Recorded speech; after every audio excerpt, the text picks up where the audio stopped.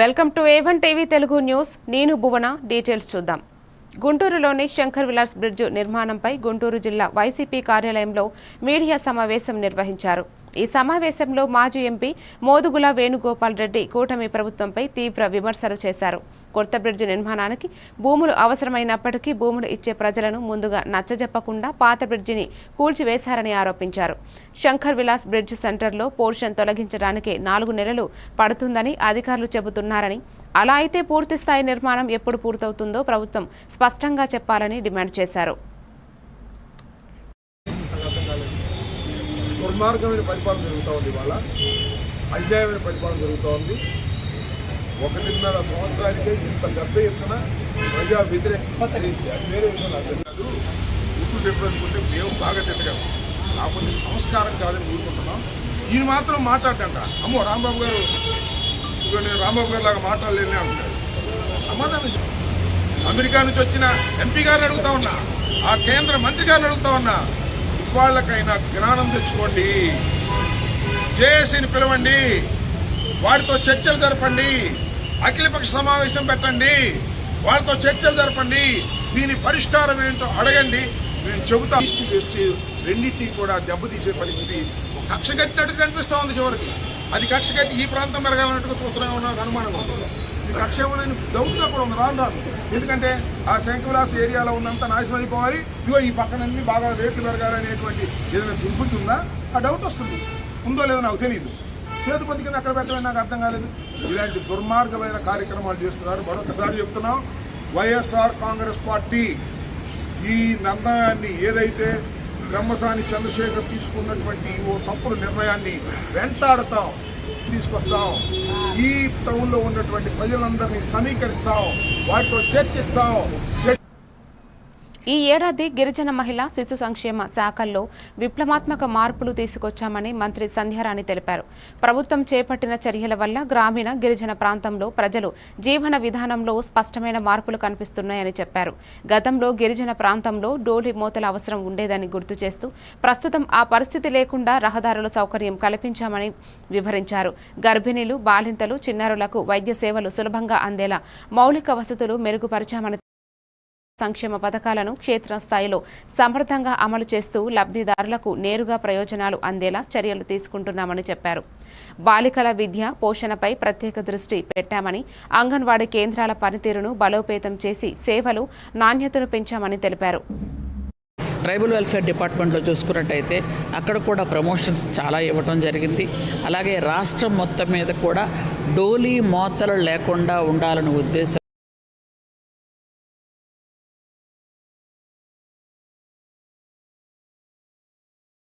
రామానాయుడు గారు చేస్తున్న కృషి ఈరోజు చాలా వరకు ఫలించింది. హాస్టల్స్ అన్నింటిలో కూడా త్రాగడానికి నీరు కానీ, అలాగే వాళ్ళకి విద్యకి కూడా ఎటువంటి ఇబ్బంది లేకుండా బుక్స్ ఇవ్వటం కానీ, యూనిఫామ్ ఇవ్వడం కానీ, నాణ్యమైన సన్నబియ్యంతో భోజనం పెట్టడం కానీ, ఇవన్నీ కార్యక్రమాలు చేస్తున్నాం. ఈ 25 సంవత్సరం చాలా చక్కగా జరిగింది. కొత్తగా రాబోతున్నటువంటి మనకి 2026 కూడా అందరికీ మంచి జరగాలని. సంక్రాంతి కానుకగా జనవరి 12న మన శంకర వరప్రసాద్ సినిమా విడుదల కానున్నట్లు దర్శకుడు అనిల్ రావిపూడి వెల్లడించారు. ఈ సందర్భంగా ఆయన మాట్లాడుతూ ఈ చిత్రంలో చిరంజీవి అద్భుతమైన నటనతో ప్రేక్షకులను అలరిస్తారని చెప్పారు. కుటుంబ ప్రేక్షకులందరికీ నచ్చే కథ, వినోదం, భావోద్వేగాలు ఈ సినిమాల్లో సమపాలనలో ఉంటాయని తెలిపారు.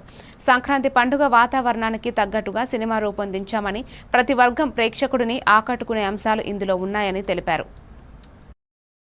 ఆఫ్టర్ లాంగ్ టైం మళ్ళీ చిరంజీవి గారితో కలిసి నటిస్తున్నారు.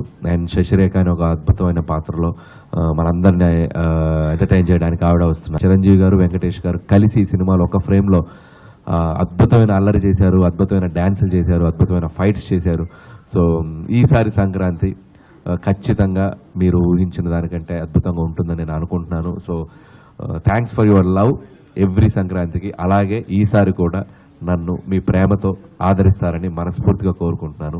అండ్ డోంట్ మిస్ జనవరి 12 మన శంకర్ వరప్రసాద్ గారు.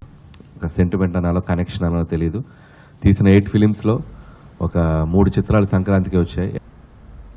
వైకుంఠ ఏకాదశి సందర్భంగా తెలంగాణ ముఖ్యమంత్రి రేవంత్ రెడ్డి కుటుంబ సభ్యులతో కలిసి తిరుమల శ్రీవారిని దర్శించుకున్నారు. సోమవారం తెల్లవారుజామున వైకుంఠం ద్వారా స్వామివారిని దర్శించి ప్రత్యేక పూజలు నిర్వహించారు. ఈ సందర్భంగా టీటీడీ చైర్మన్ బీఆర్ నాయుడు సీఎంకు ఘన స్వాగతం పలికారు.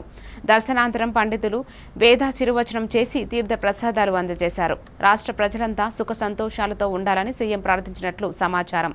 భక్తి శ్రద్ధలతో జరిగిన ఈ దర్శనం రాజకీయాలకు అతీతంగా ఆధ్యాత్మిక వాతావరణాన్ని ప్రతిబింబించిందని భక్తులు పేర్కొన్నారు.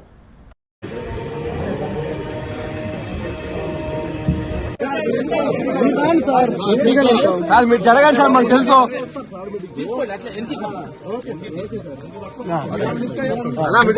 జరగండి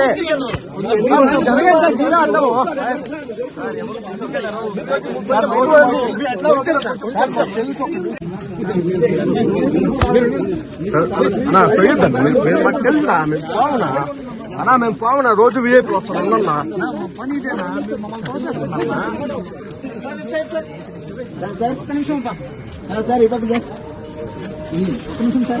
మేడం మేడం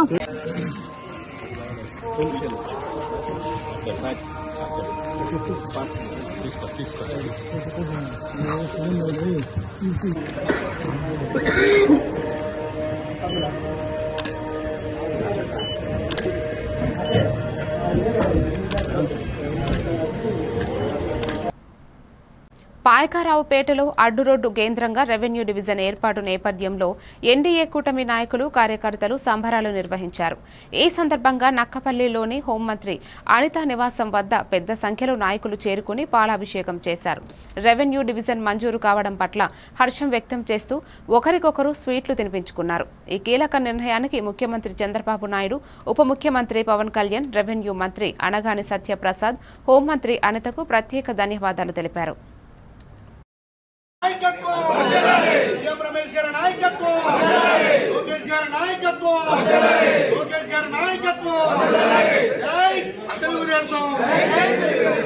చంద్రబాబు జై చంద్రబాబు జై అనితమ్మ జై అనితమ్మ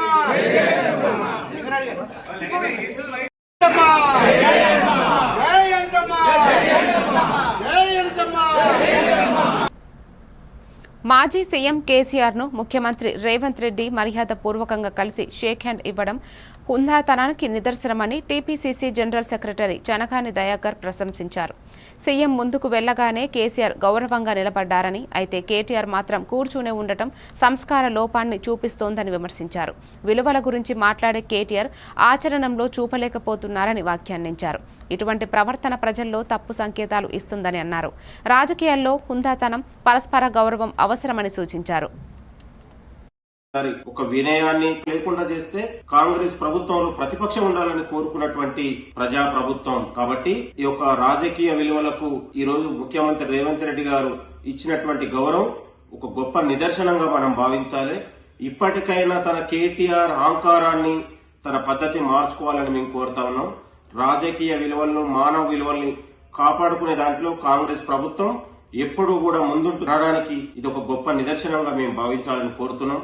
ఏది ఏమైనా ఈ రోజు అసెంబ్లీలో కేటీఆర్ వ్యవహరించిన తీరు, కనీసం నిలబడకపోవడం, కూర్చొని తన యొక్క పొగరు అహంకారం కేసీఆర్ గారిని సీఎం రేవంత్ రెడ్డి గారు ముఖ్యమంత్రి హోదాలో గౌరవించి తన ఆరోగ్యాన్ని గ్రామ సచివాలయ వ్యవస్థను తీసుకువచ్చింది వైఎస్ జగన్ అని మాజీ మంత్రి గుడివాడ అమర్నాథ్ స్పష్టం చేశారు.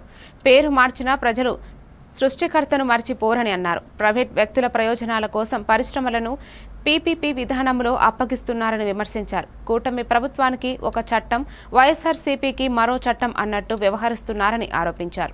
జగన్ పుట్టినరోజు వేడుకలు పెద్ద ఎత్తున జరగడం ప్రభుత్వంలో గుబులు పెంచిందని అన్నారు. 2 ఏళ్ల పాలనలో ప్రజలకు నష్టం జరిగిందని, అయినా జగన్పై ప్రజాభిమానం తగ్గలేదని చెప్పారు. వేడుకలు బహుశా నాకు తెలిసి గతంలో ఆయన 5 సంవత్సరాలు ముఖ్యమంత్రిగా ఉన్నప్పుడు కూడా అంత పెద్ద ఎత్తున వేడుకలు జరగలేదు. దానికి వివిధ కారణాలు ఉండొచ్చు. కానీ ఈ కులం, మతం, ప్రాంతం, పార్టీ ఏవి చూడడం, అన్న వస్తున్నాడని చెప్పండి, మంచి రోజులు వస్తున్నాయని చెప్పండి అని ముందే చెప్పాడు. ఆ ప్రక్రియలో ప్రతి ఒక్కరికి మేలు చేసేటువంటి కార్యక్రమం చేశాం. ఒక రకంగా ఒక పార్టీకి ఒక రకంగా ఉండకూడదు అనేటువంటిది ఈ ప్రభుత్వం తెలుసుకోవాలి. ఇది ఉన్నారంటే ఏ మేరకు ఈ ప్రభుత్వంలో ఉన్నటువంటి పెద్దలు ఏ రకంగా వ్యవస్థలను భయపెడుతున్నారు అన్నటువంటి దానికి అది ఉదాహరణ. సో దయచేసి ప్రజలు గమనిస్తారు, ఈ రోజులు ఎప్పుడు ఒకలా ఉండవు. కళ్ళు మూసి తెరిచి లోపు జగన్మోహన్ రెడ్డి గారు చెప్పినట్టు 2 సంవత్సరాలు అయిపోయింది. ఇంకో 2 సంవత్సరాలు పోతే ఎలక్షన్ సంవత్సరం. ఎక్కువ కాలం లేదు, ఎక్కువ ఎరగబాటు వద్దు. మీ ఇంటి నుంచి మా ఇంటికి ఎంత దూరం, మా ఇంటి నుంచి మీ ఇంటికి కూడా అంతే దూరం. అది కూడా దయచేసి గమనించమని చెప్పి కోరుకుంటూ ఈ సందర్భంగా మరొక 3 విడతల్లో నిర్వహించిన గ్రామ పంచాయతీ ఎన్నికలు ఎక్కడ ఎలాంటి గొడవలు లేకుండా నిష్పక్షపాతంగా జరిగాయని తెలంగాణ డీజీపీ శివధర్ రెడ్డి తెలిపారు. ఎన్నికల ప్రక్రియ మొత్తం ప్రశాంతంగా సాగిందని, రాష్ట్ర వ్యాప్తంగా శాంతియుత వాతావరణంలో పోలింగ్ పూర్తి అయిందని చెప్పారు. ఎన్నికల నిర్వహణలో పోలీస్ బలగాలు సమర్థంగా పనిచేశాయని, ముందస్తు ప్రణాళికలతో బందోబస్తు ఏర్పాటు చేశామని తెలిపారు.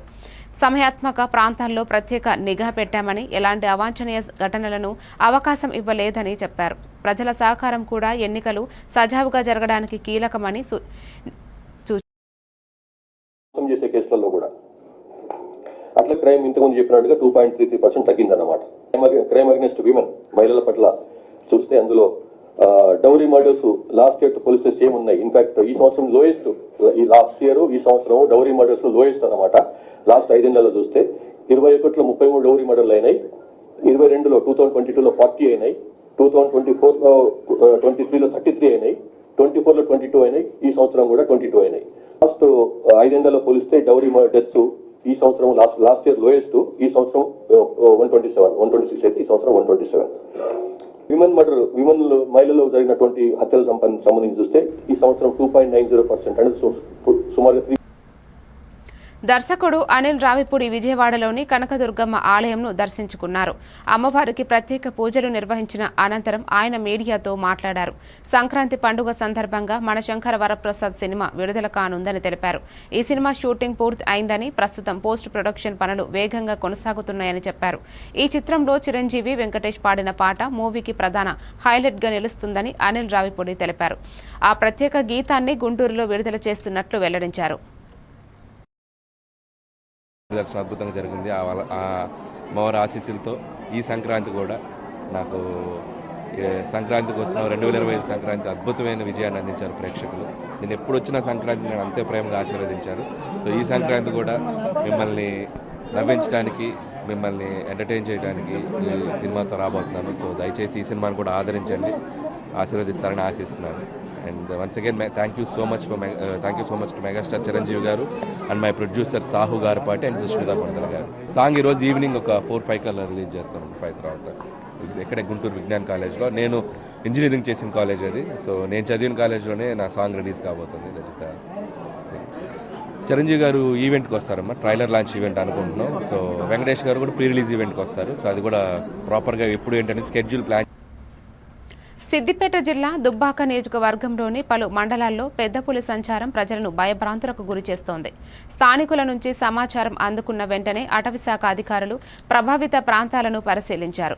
అక్కడ లభించిన పాద ముద్రలను పరిశీలించిన అధికారులు అవి పెద్ద పులివేనని ప్రాథమికంగా నిర్ధారించారు. సంచరిస్తున్న పులి వయసు సుమారు 5 నుంచి 6 సంవత్సరాల మధ్య ఉండవచ్చని అధికారులు అంచనా వేశారు. ప్రస్తుతం ఆ పెద్ద పులి దుబ్బాక ప్రాంతం నుంచి సిద్దిపేట శివార్ల వైపు కదులుతున్నట్లు గుర్తించినట్లు తెలిపారు. ఈ క్రమంలో గ్రామాల సమీపంలో భద్రతా చర్యలు పెంచామని చెప్పారు. సమాచారం మేరకు పులి లాంటి మన పాదముద్రికలు కనిపించి అది టువర్డ్స్ పొలంలో తిరుక్కుంటూ తోర్నాల రిజర్వ్ ఫారెస్ట్ దిక్కు మూవ్ అయినట్టు మనకు క్లియర్ గా అనిపించినవి. అందరూ కూడా సహకరించాలా, ఇది మన దగ్గరికి ఇది ఏమి ఉండదు. దాని తర్వాత దానిమ్మ మేజర్ దాని హ్యాబిటేట్ కి అది వెళ్ళిపోతుంది. అందరూ సహకరించాలని మేరకు ఈ దుబ్బాక సిద్దిపేట బార్డర్ లో అనుమానాస్పదంగా చింతపులి ఆనవాళ్లు కనిపించినట్టు మాకు చెప్పిన. సంక్రాంతి పండుగ సందర్భంగా సొంతూళ్లకు వెళ్లే ప్రయాణికులకు ఎలాంటి ఇబ్బందులు తలెత్తకుండా ముందస్తు చర్యలు చేపట్టాలని రోడ్లు భవనాల శాఖ మంత్రి కోమటిరెడ్డి వెంకటరెడ్డి అధికారులను ఆదేశించారు. హైదరాబాద్ విజయవాడ జాతీయ రహదారిపై జనవరి 8 నుంచి వాహన రద్దీ భారీగా పెరిగే అవకాశం ఉందని తెలిపారు. ఈ నేపథ్యంలో అన్ని విభాగాలు సమన్వయంతో పనిచేయాలని సూచించారు. ముఖ్యంగా ఎల్బీనగర్, వనస్థలిపురం, హైత్ నగర్, రామోజీ ఫిలిం సిటీ పరిసర ప్రాంతాల్లో ట్రాఫిక్ నిలిచిపోకుండా ప్రత్యేక చర్యలు తీసుకోవాలని చెప్పారు. పండుగ రద్దీ ఎక్కువగా ఉండే రోజుల్లో రోడ్డు పనులు, భారీ యంత్రాలతో చేసే పనులను పూర్తిగా నిలిపివేయాలని ఆదేశించారు.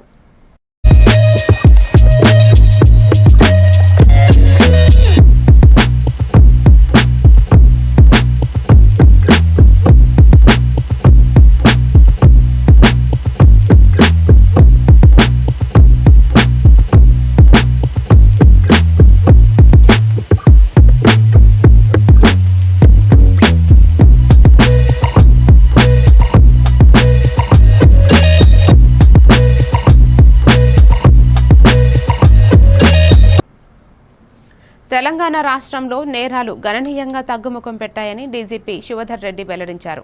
రాష్ట్ర పోలీసు శాఖ వార్షిక నివేదికను విడుదల చేసిన సందర్భంగా ఆయన ఈ వివరాలు చెప్పారు. గడిచిన ఏడాదితో పోలిస్తే హత్యలు 8.76%, అత్యాచారాలు 13.45% తగ్గినట్లు నివేదికలో స్పష్టమైందని తెలిపారు.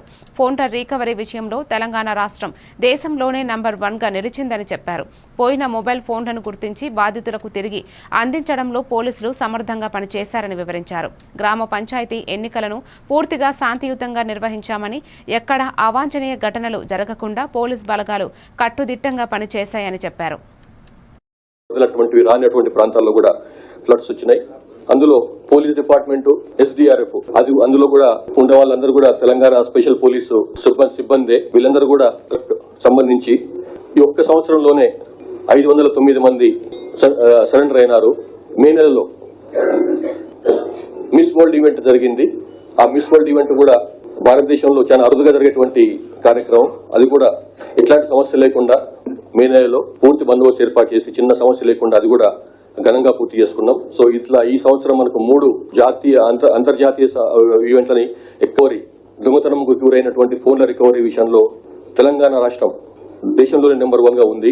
సైబర్ క్రైమ్ సంబంధించి ఇప్పుడు భారతదేశంలోనే కాకుండా మొత్తం ప్రపంచవ్యాప్తంగా కూడా చాలా తీవ్రంగా మారినటువంటి సైబర్ క్రైమ్ విషయంలో మొత్తం 3% తెలంగాణలో 2-3 బందోబస్తులు ఈ నెలలో జరిగినాయి. మీకు తెలుసు, ఫ్యూచర్స్ సిటీలో జరిగినటువంటి గ్లోబల్ సమ్మిట్ 2 రోజుల పాటు అంతర్జాతీయ సమ్మిట్ అది పూర్తి సక్సెస్ఫుల్ గా ఎక్కడ ఇట్లాంటి చిన్న అవాంతరం లేకుండా కూడా ఈ సంవత్సరం పెద్ద ఎత్తున చాలా ప్లేస్లలో ఫ్లడ్స్ వచ్చినాయి.